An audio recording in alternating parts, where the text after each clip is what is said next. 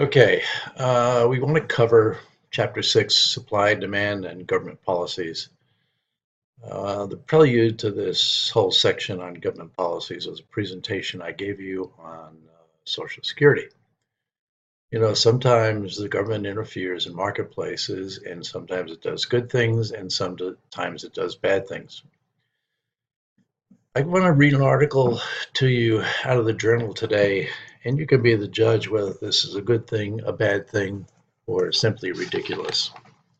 The Journal today, there was a headline of a small article that said Soda Health Warning Rule in San Francisco blocked.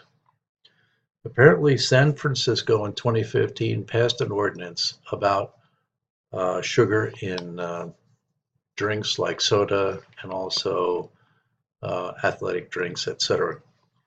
And they told the beverage industry that they want a warning label put on at least 20% of the advertising space in every single soft drink that had sugar in it or a substitute. And the warning label would read as follows. Warning, drinking beverages with added sugars contributes to obesity, diabetes, and tooth decay. This is a message from the city and county of San Francisco. A judge ruled that this was in violation of the First Amendment. I guess the American Beverage Association challenged their ability to do this. And this was a ruling handed down by the Ninth District Court, which tends to be very unconservative or liberal. So this is an example of how local governments, as well as we'll talk a lot about the federal government, but local governments get involved in deciding what we should or should not buy and or sell. This is an example. It follows the logic that was used in the cigarette campaign, where secondary smoking was judged to cause cancer, and therefore labels were put on cigarettes, etc., including educational advertising. Anyway, I thought it was kind of interesting. You be the judge whether you think it makes sense or not, and we can talk about it in class next week. So your quiz next week will cover supply and demand and government policies. Um, and figure if I haven't told you that, the midterm exam will probably be around the second week in October at the earliest. It'll cover for sure chapters 1 through 9 and maybe 10 depending on how we do going forward. Some of the chapters that are in the book don't necessarily have a lot of meat or content in them. All right, so chapter 6, supply, demand, and government policies. Let's move forward. Now, the government gets involved in supply and demand for products and services when there are failures in the normal supply and demand process. Again, we define supply and demand and the marketplace as buyers, sellers, many buyers and sellers in a competitive marketplace. And in a normal marketplace, you have four things: demand, supply, price, and quantity. Okay, so let's look at some failures. Demand side failures can occur when products are produced and they cannot be sold in the marketplace. Classic example we use is the Ford Edsel. It was a brainchild of Henry Ford, and it hit the marketplace and totally failed. It was withdrawn almost immediately from the marketplace, and they lost every bit of engineering and research and development money and production money that they put into the Ford Edsel because nobody would buy it. It was what you would call a lemon, but better than that, since it never really got into the market, it was probably better termed a dog. Secondly, we can get in trouble from the point of view of things that are not scarce but have no consumable value. They're not restricted, and it does not require an expenditure on our part to take part in the event. Classic example we use to demonstrate this type of thing is fireworks. The Gaylord Texan in Grapevine has fireworks every Friday night during the summer. You don't have to go to the Gaylord Texan and pay for parking or eat dinner or buy drinks or whatever. You can watch the fireworks from the shore, from Twin Harbors, Twin Coves, and there's all kinds of places you can watch it. So even though they're putting on this as expense to the producer, The producer sees it as an opportunity to get publicity for their hotel. Hopefully, people will come by and spend money at the hotel. That's the reason they do it. But us, as consumers, we are receiving the benefit of watching that fireworks show, but it's not costing us a dime, other than the gas to get to a point where we can view the fireworks. Supply side failures. One of the major ones is the true cost of a product is not reflected in its price. In other words, the cost of the product has not got a fully allocated cost. And if it was fully allocated, the cost would be a lot higher. Possibly the price would have to be a lot higher. And it probably would not sell or would have limited exposure in the marketplace or limited sales. Classic example we use in this is coal-fired electricity plants. Most of the plants now are being converted to natural gas. We've put up wind farms. We have solar power now. We're going to reusable forms of energy, but there still are coal-fired plants supporting a lot of the country. Now, what that utility that's providing that electricity to communities is a monopoly. It's a licensed monopoly. It has the approval of local management or local government to provide electricity to homes and businesses. Now, if, for instance, the coal-fired plant is judged to be putting out too much CO2 emissions from the plant, it creates a problem for the environment. So the government might come along and say, look, you have to reduce your emissions from your smokestacks by 36%, for instance. The expense of doing that and cleaning that CO2 that goes out into the atmosphere would be extremely, extremely high. And if they were forced to do it, they would have to raise their utility rates or shut down the coal-fired plants. And I think pretty much they're trying to do that now. But the interesting thing is that in this case, the coal-fired plant using the electricity, the utility using the electricity would have to go to the local government to get a rate increase approved by the local government. That probably would not happen. So this is a major issue today. We're trying to convert to renewable energy as fast as we can. Those that we can't do, we hopefully will convert to natural gas. I think nuclear probably has lost its attraction as an option. It's wind farms and electric or glass panels have taken its place. The problem with nuclear utility is that the nuclear waste has a half-life of 100,000 years, and it has to be stored underground in caves, and not a lot of states want that responsibility nor have that under their soil. Particularly Nevada has had a problem with this. So moving on, inefficiency. So the whole reason behind the government getting involved in supply and demand and in the marketplace is the result of possibly inefficiency. So let's define inefficiency. Producers are inefficient when they produce quantities below the equilibrium price or when they produce products quantities above the equilibrium price. Now remember, equilibrium is the point at which we're happy and the producer is happy. In other words, marginal benefit equals marginal cost. Everybody's happy. So when the producer takes a risk and decides to produce above that quantity, we have a problem because if you look at supply and demand, that means a higher price for that product. And as a result, we won't buy it at that price. So what happens when that occurs, when we go too much product above, we have, for instance, down below, we're producing quantities above the production level that the marketplace wants, and we create a surplus. Above that, when we produce below the equilibrium point, we create a shortage. Both of them are defined in the production process as inefficient.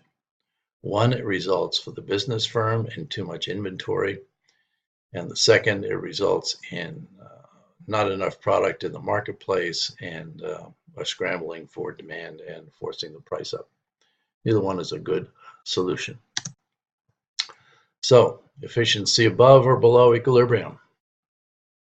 Here's your equilibrium point as we talked about. And if the quantity on this chart is increased, the supply will demand a higher price, but we will not pay that higher price, and therefore there will be surplus. Below that point, there will be shortages. So government pricing, sometimes they get involved in pricing. I gave you the example of taxing cigarettes in New York City and how it resulted in development of a black market, and it resulted in a young man being killed accidentally by the police. So let's go on. So the government can institute price ceilings above the equilibrium price.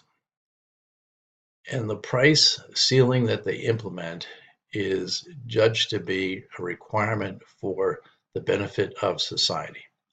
They don't do things intentionally badly. They do them, they think, because of the benefit to the general public and the population. But in many cases, they don't look beyond their action for what will be the unintended consequences of that action. In the case of the cigarettes, as we talked about, a black market developed, and I spelled cigarettes wrong because I don't know how to spell cigarettes apparently. Cigarettes. Anyway, I'll correct that. So the black market developed for cigarettes in Manhattan. The bad guys went down to Virginia, bought many packs of cartons of cigarettes as they could, drove them back up to Manhattan or somewhere in the city, any of the 5 boroughs in the city, recruited young men who were out of work and had them sell cigarettes on the corner below the price that the city was charging through regular sales of cigarettes through machines and through cigarette vendors. Bad news for everyone. Now, the other problem they have is that they set the price too low, result in a reduction of the quantity supplied. The classic example we use here are rent controls on the impact on construction. Now, for instance, the government may decide that for lower income people, we need to build apartment buildings and low-cost housing so that they can afford to live in these places. Okay? Great idea. We want to help people. The problem is that if they set the price too low, below the equilibrium price, they will run into all sorts of problems.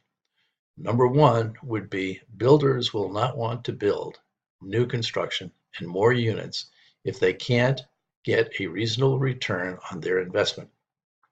The second thing that happens, those units that are already built, they're not making enough income off the building, so the building maintenance deteriorates dramatically. And in many cases, we've created to low housing apartments, particularly in New York City, for instance, a slum area, and big problems with drugs, crime, etc. So the government setting prices is a difficult task because unlike the marketplace, the free marketplace, they have no invisible hand to guide them. The invisible hand being the interaction between buyers and sellers, governing price, quantity, supply, and demand. So they don't have the visibility that a normal marketplace would give them. All right, let's look at what happens with a price floor. Now, this is a big issue today in many cities and states. Minimum wage. States and cities, well, Seattle, San Francisco, the one we were talking about earlier, Los Angeles, have all mandated, Portland, Oregon, have all mandated a minimum wage of $15 an hour. Now, when they do that, it has a huge impact on the workforce. In the example here where you see the price floor, you have to pay a minimum wage of $15 an hour. And what that means is that the demand for labor drops, the supply increases, and businesses have to adjust. They have to adjust to the new equilibrium, which is a higher wage. So what do? They cut back employees, They cut back their employee hours. They cut back as much as they can to maintain their profitability of their business, or they simply close up, and go out of business.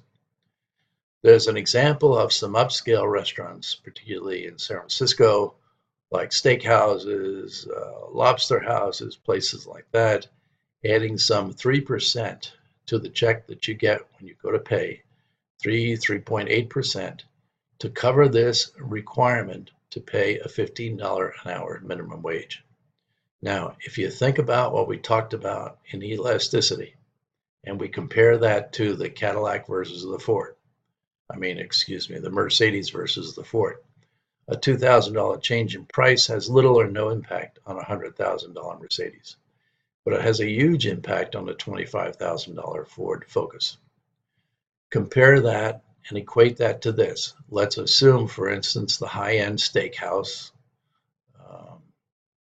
seafood place that has a very wealthy clientele, sells food for very high prices, can add 3.8%. Clientele might not even notice it or pay attention to it.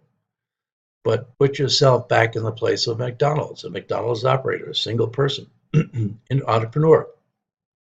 Is he going to have the ability to raise the prices on his things by 3.8%?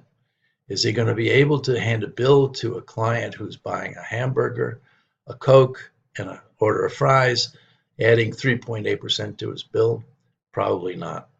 So based on elasticity, it has a big impact on the smaller operator and the lower cost items. And therefore, it has a big impact on the people who are employed by those places.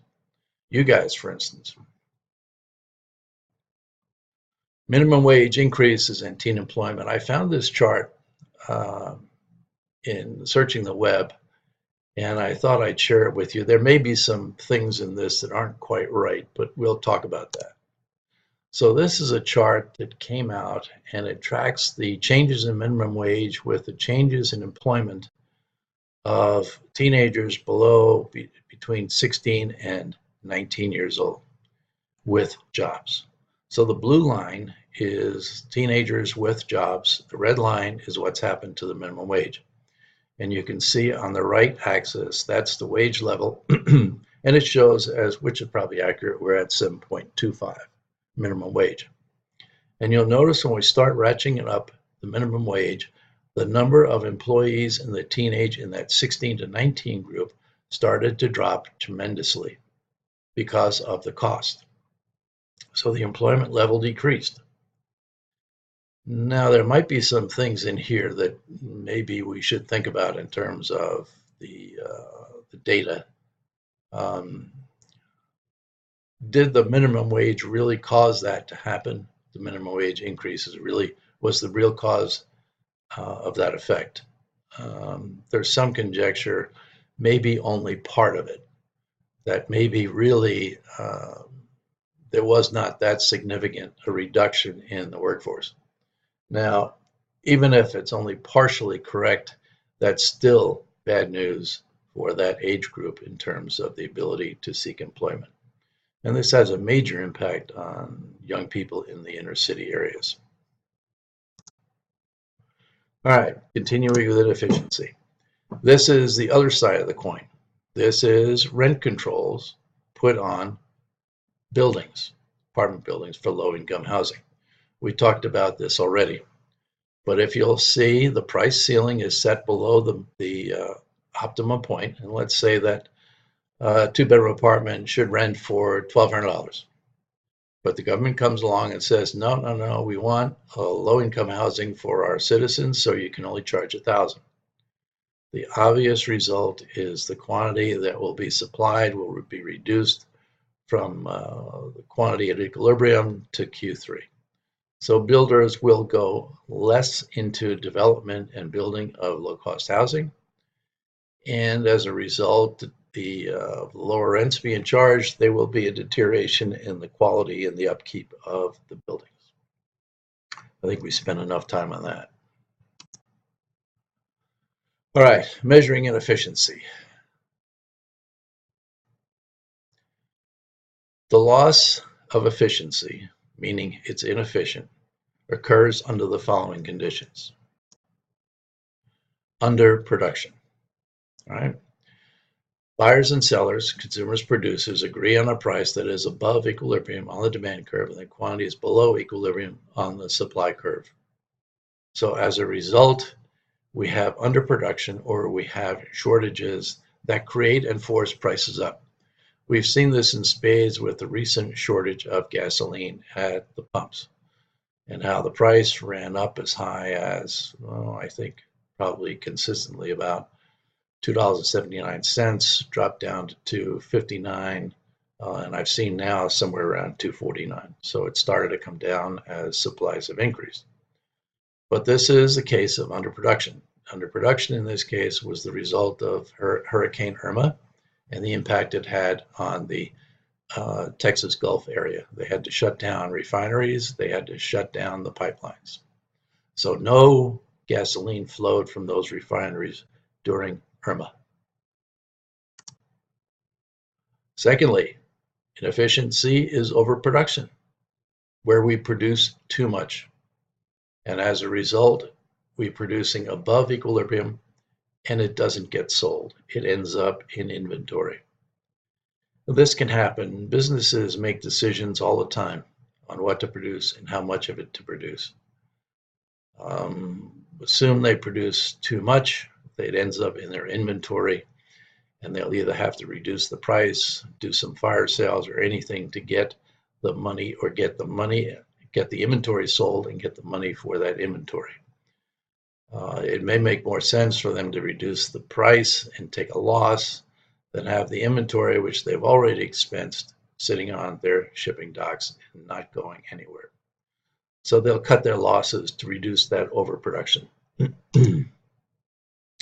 By the way, the automobile companies, I think I noticed the other day in the journal that Ford Motor Company has put a lot of people on leave because they have too much inventory right now. So the automobile companies do this all the time. They'll shut down a factory and they'll say go on vacation because we've got too much inventory. Okay, taxes. The government levies taxes on buyers, sellers, and employers. This is how they generate income. So let's look at what they do.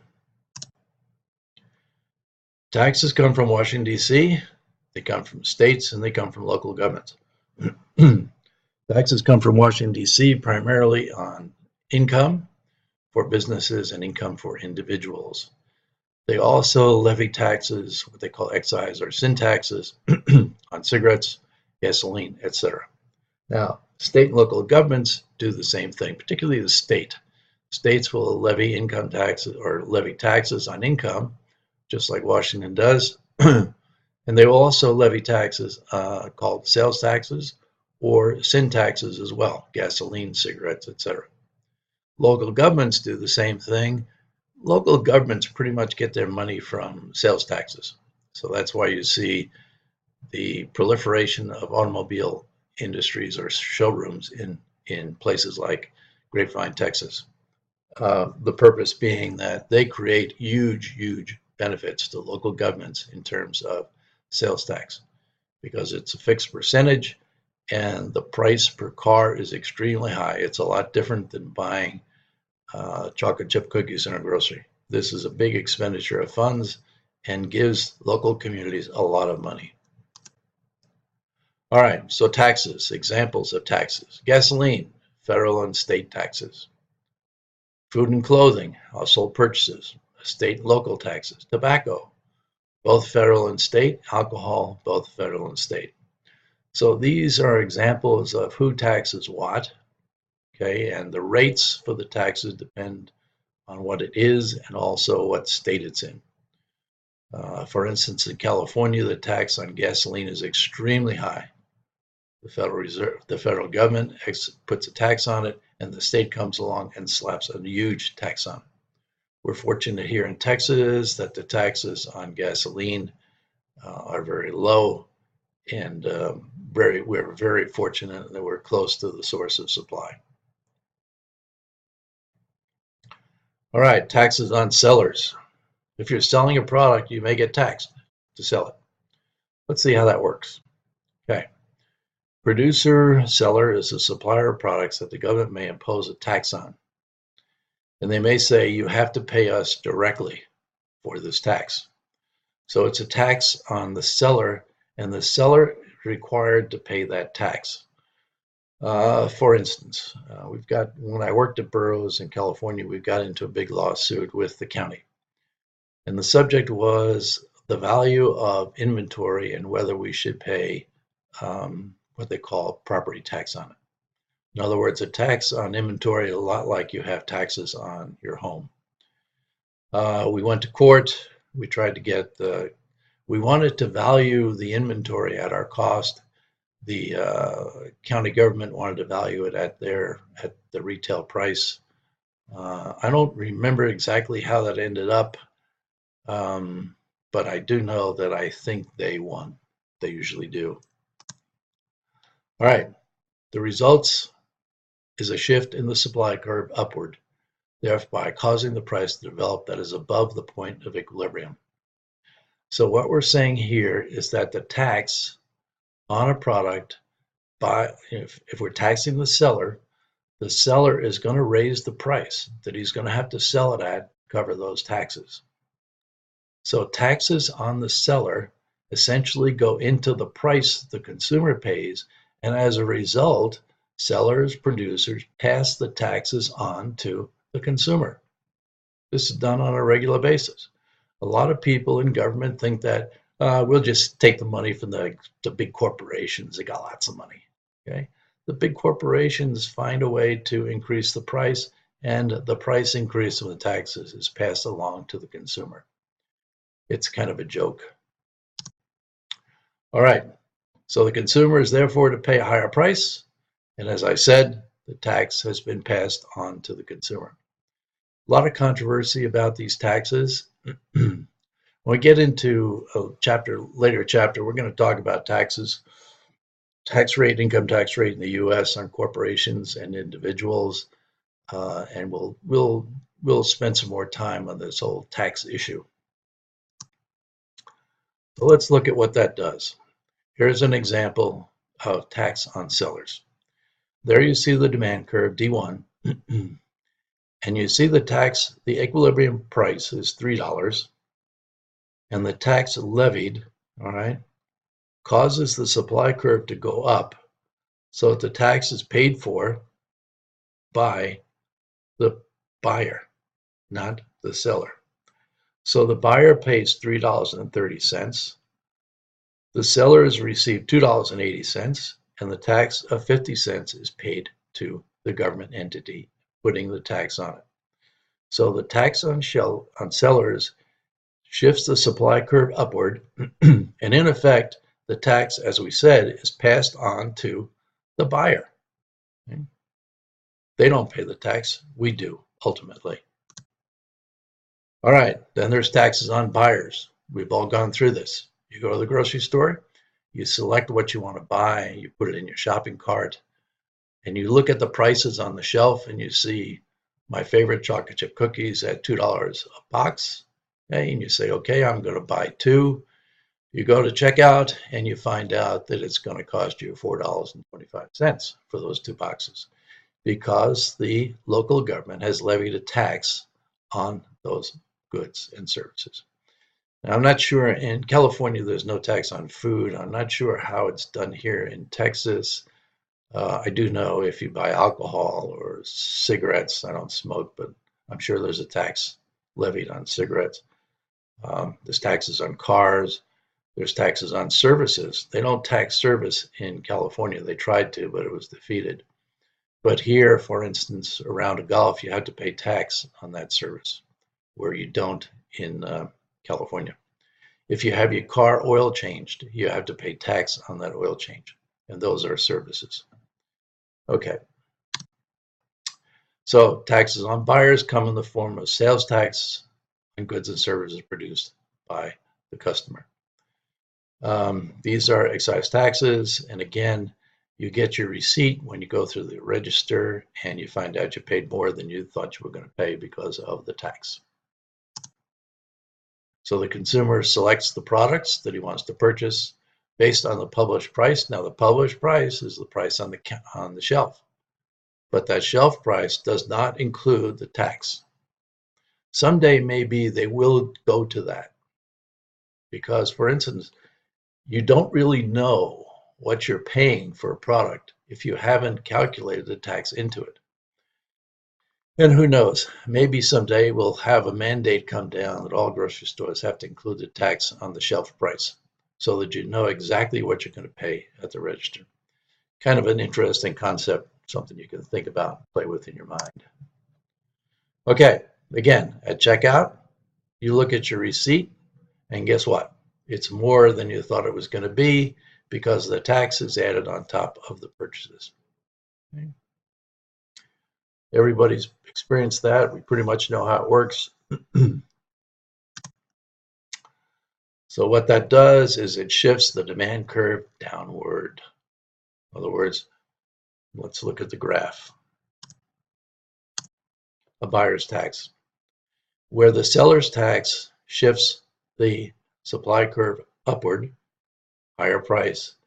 The tax on the consumer shifts the demand curve down lower. We can't afford to buy as much. The same example we used before.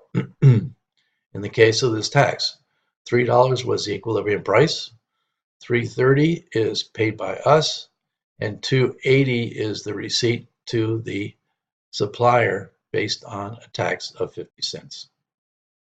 So again, these taxes not only impact prices, but they impact how much what we're going to spend on, how much we can afford to spend.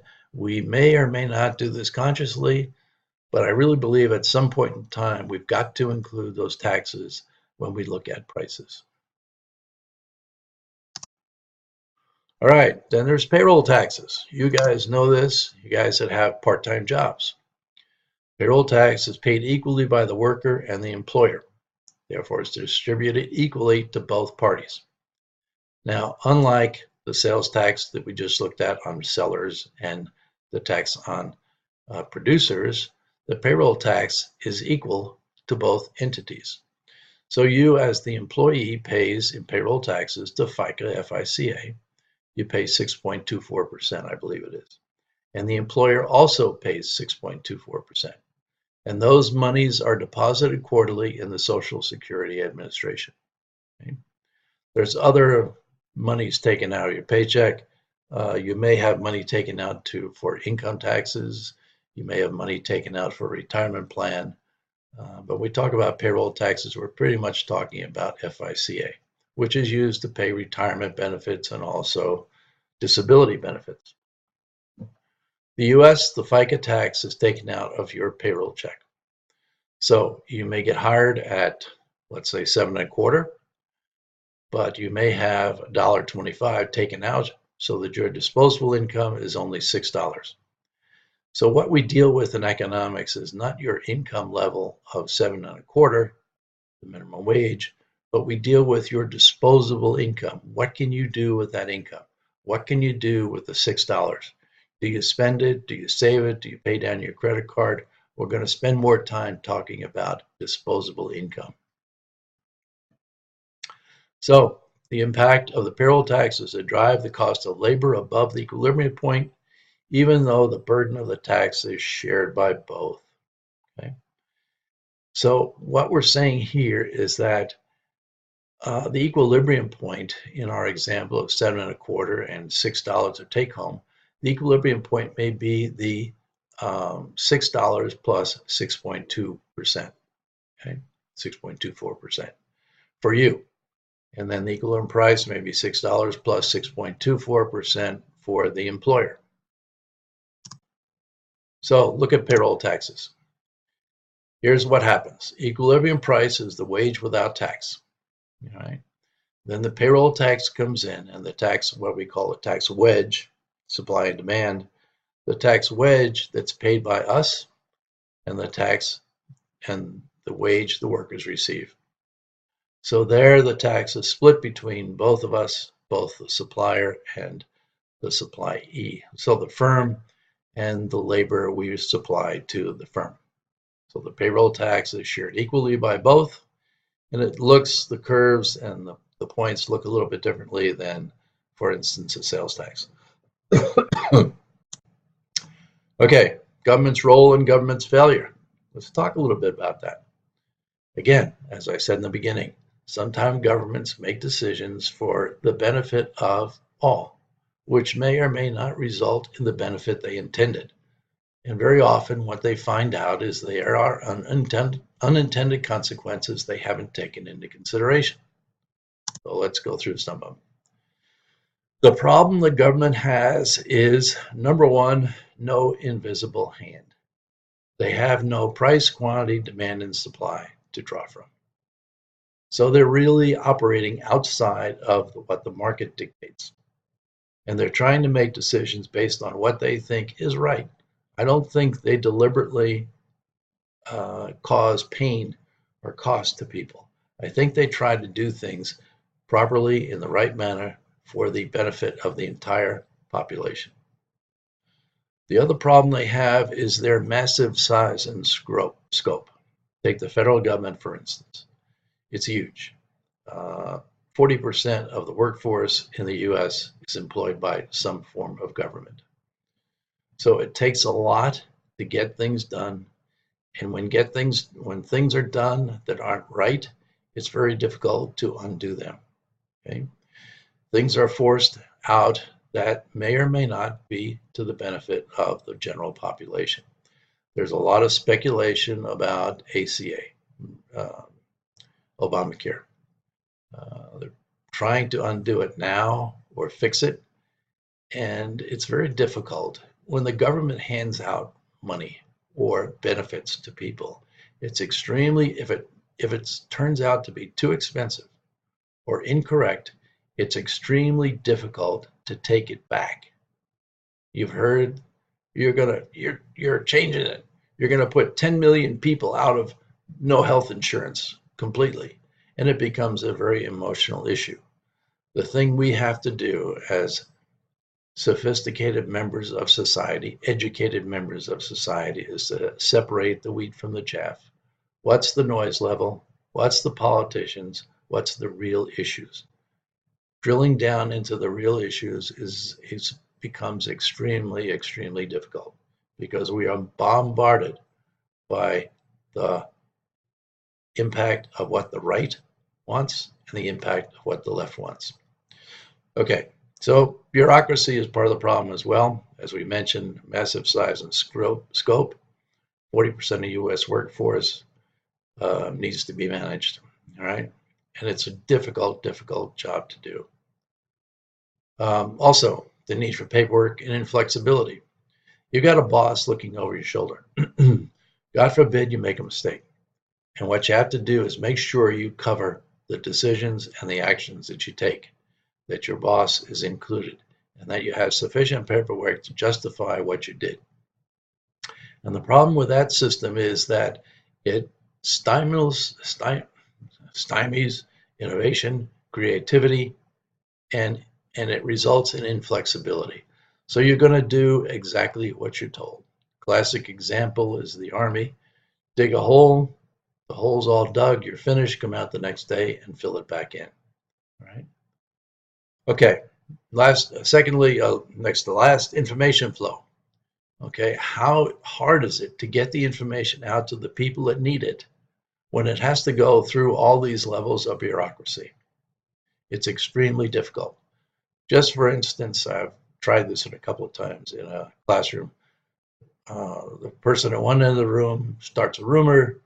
The rumor gets circulated through all people. It goes to the other end of the room and then comes back to the person that originated, and the person doesn't even recognize because the information has gone through so many heads and recounted so many different ways that it's hard to recognize it on the bounce back.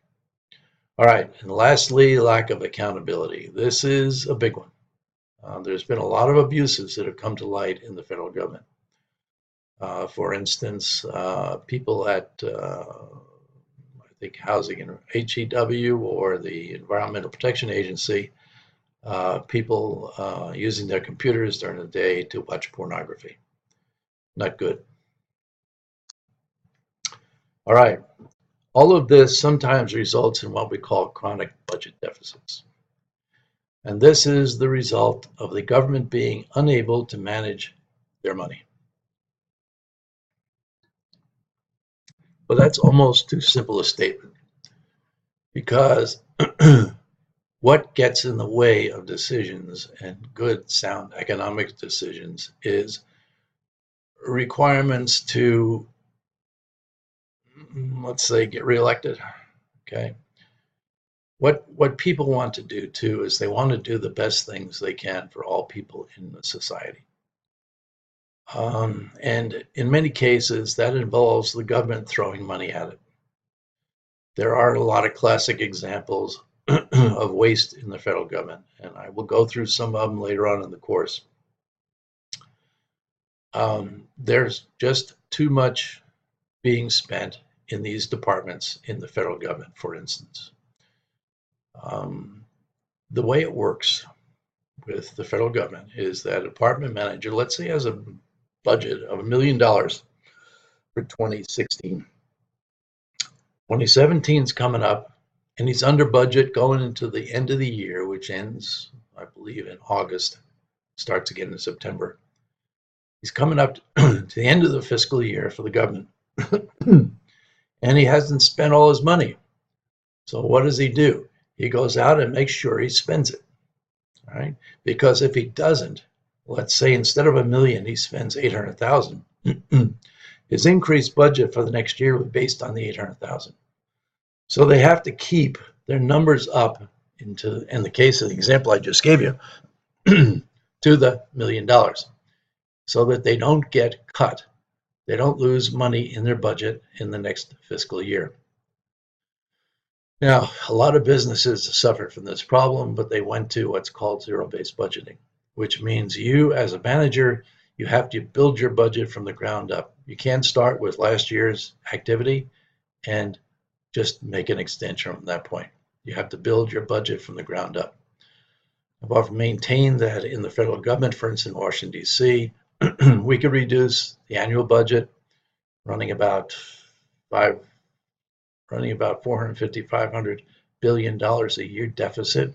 We could reduce that by 10 to 15% just by cutting out a tremendous amount of waste.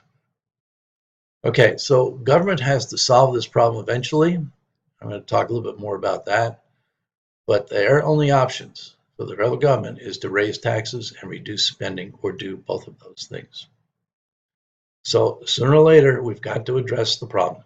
Our budget deficit is up to, or not a deficit, but our budget liability, what we owe, is $20 trillion.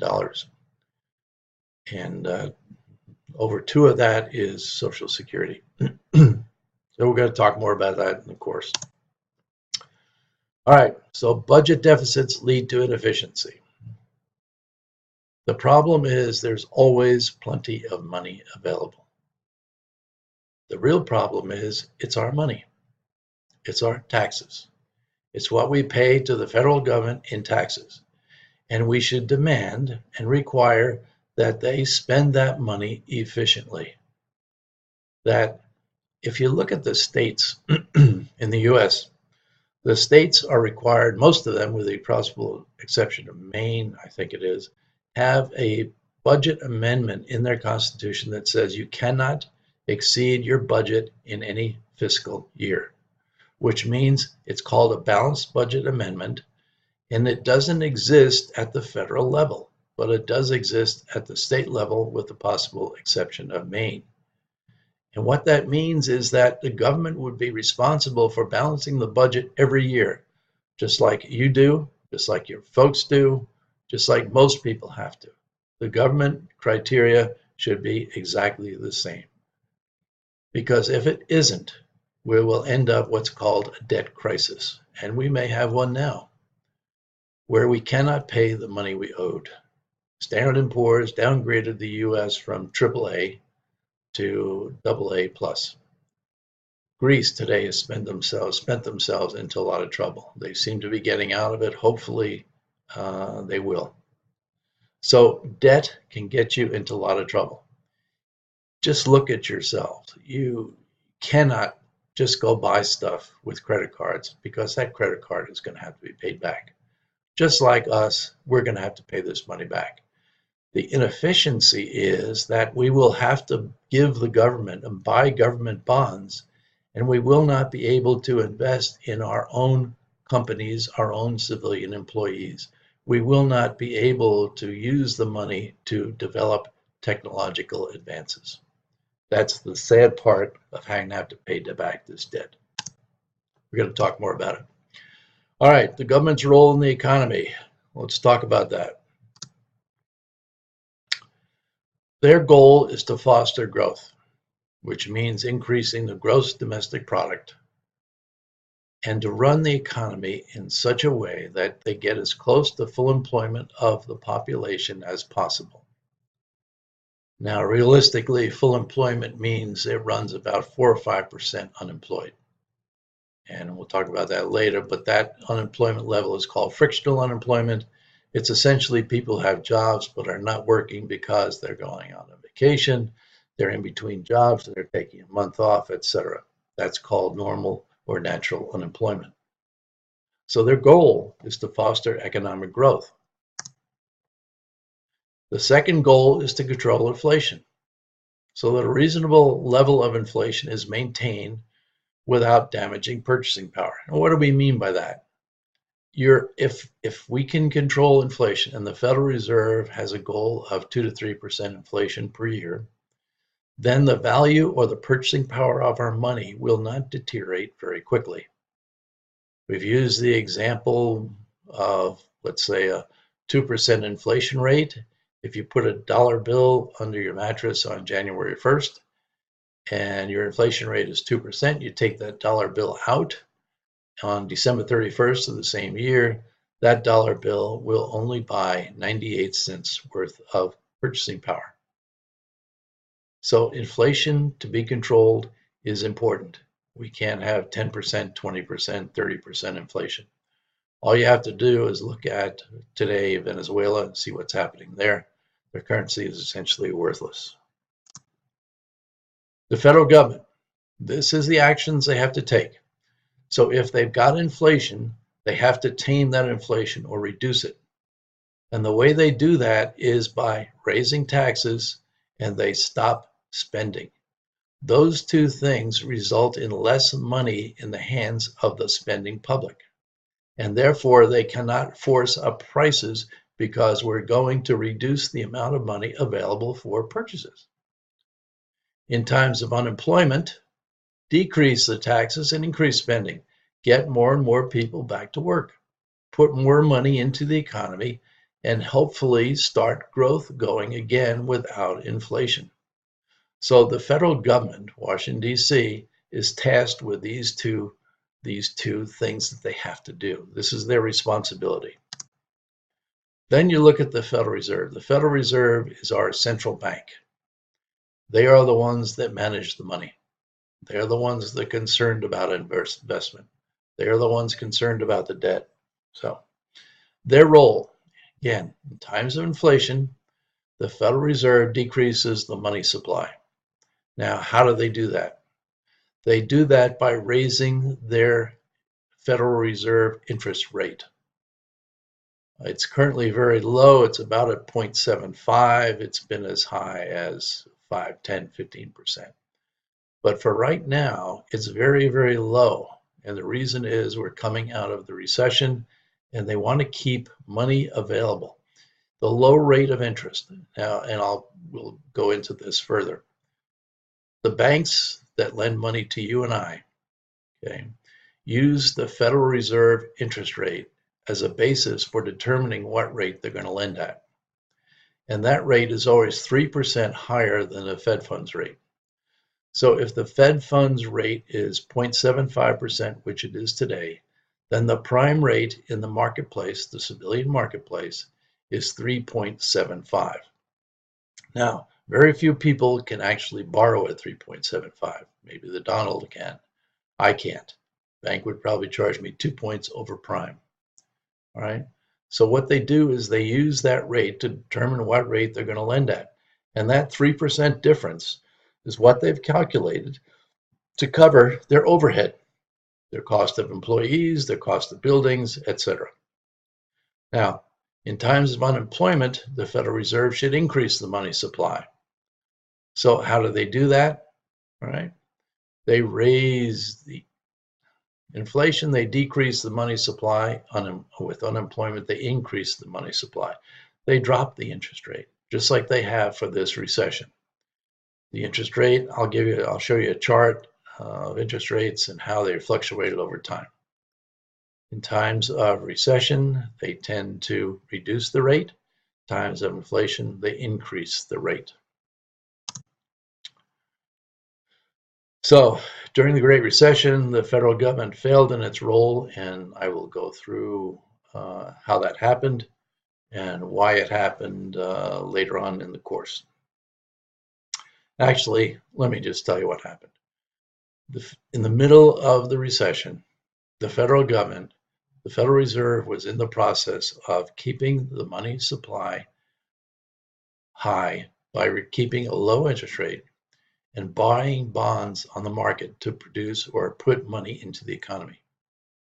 At the same time, the federal government, during the recession, passed the Affordable Care Act, ACA, and raised taxes on the general public to pay for the ACA. In addition to that, they raised the tax brackets for all employees, and tax brackets got higher and people had to pay more taxes. So instead of the two working together in tandem, they worked in opposite directions. And I think to a large extent that contributed to the extended time that it took us to get out of the Great Recession. All right, causes of poor government decisions. How do they make bad decisions? One of the ways are the system that we have. Let's assume that a politician wants a bill passed that he's sponsored. So what he does is he goes around to his fellow senators, etc., to get them to vote for his bill. Okay? They vote for his bill, and as a result of voting for his bill, they say, you know what, I'll vote for your bill, but what's in it for me and my constituents? So he says, okay, I'll tell you what I'll do. This is a spending bill, a money bill. So what I'll do is I'll add some money into the bill in the form of an earmark for your constituencies. In other words, he says, I want to build a new monument to George Washington. So I need $1 million to do it. So he says, okay, I'll vote for your bill. You give me the $1 million. That's called an earmark. And earmarks are sometimes called pork barrel politics. It means that I've paid you and you can go do what you want with the money. Now, the important thing to know about earmarks is that they do not require a financial analysis to spend the money. They don't require a bid system of 3 minimum bids. A senator, congressman gets an earmark. He can give the money to his brother-in-law to build whatever he needs built. So this is a system that's fraught with problems. A lot of politicians have tried to do away with it, but it's a very difficult thing to do. It's a way of buying votes for particular bills that are needed to pass in many times to help people or to help the economy. So remember, test-wise, pork barrel politics, earmarks. Earmarks do not require a budget, do not require an analysis, and do not require multiple bids. All right, the second thing that causes poor decisions are special interest groups, lobbyists for unions, industries, and companies. Well, these guys run around Washington. They register with the Congress or the government as a lobbyist. They run around Washington to try to influence the congressmen and the senators to vote for their legislation that benefits their companies, their unions, or their industries, right? They all do it. The way they do it is they spend money. take Senator so-and-so to lunch, trip to the Bahamas, whatever, okay? They use that to help gain an advantage in the Congress to make sure that legislation that they want is passed and legislation that they don't want is defeated. We're going to spend some more time on this as well. All right, another thing they do is rent providing. This is really called subsidies, for instance, to farmers, construction projects that require unions only, or tax breaks to specific industries or corporations. That's called rent providing. Now, the problem with this is the large subsidies to farmers occurred back in the Depression years. And for instance, they needed the wheat farmers to continue to produce wheat and to be in business, so they subsidized the farmers for, let's say, $2 a bushel. Gave them a subsidy for $2 a bushel because they needed that farmland. They needed it in the production of food. Now, the problem is today they don't need it. And the farmers are no longer the mom and pop operations or the family farm. They are co-ops, cooperatives, corporations, etc. Huge, huge farms producing huge, huge amounts of supplies, food, fruit, nuts, beverages, etc. Whatever they build. Okay, so that's one of the problems they have today, because once you give it to someone, it's extremely difficult to get it back or to reduce it or to take it away. Projects that benefit the unions, same type of thing. Okay, tax breaks for specific industries, corporations, etc. Very, very difficult. Once you provide organizations with these types of benefits, try to get it back or get it reduced. It's extremely, extremely difficult. So the government has to be very careful on what they get involved in and how they do it. All right, benefits and costs. Unfunded liabilities. One of the problems that's occurred is that we know we have a $2 trillion deficit. We can see that number, it's calculated, etc. The problem is that's only the tip of the iceberg. We have unfunded liabilities both at the federal government level, at the state level, and also at the city level. You can see it here in Dallas, you can see it in Austin, you can see it in Houston. And here's the problem. Most of these government employees, as a result of John F. Kennedy's dictate that these government employees can collect a bargain, which means that they can go on strike, they can form a union, etc., and they can bargain as a group with the federal government. Since that occurred, they have negotiated new contracts. I'm not sure what the time frame is for each contract, but the negotiation of new contracts has resulted in requests for higher wages. And let's assume they go to the government, for sake of argument, for a 5% increase in wages. Okay? The government says, we can't afford 5%. So what are we going to do? Well, they compromise. They may say, okay, we'll settle for 4.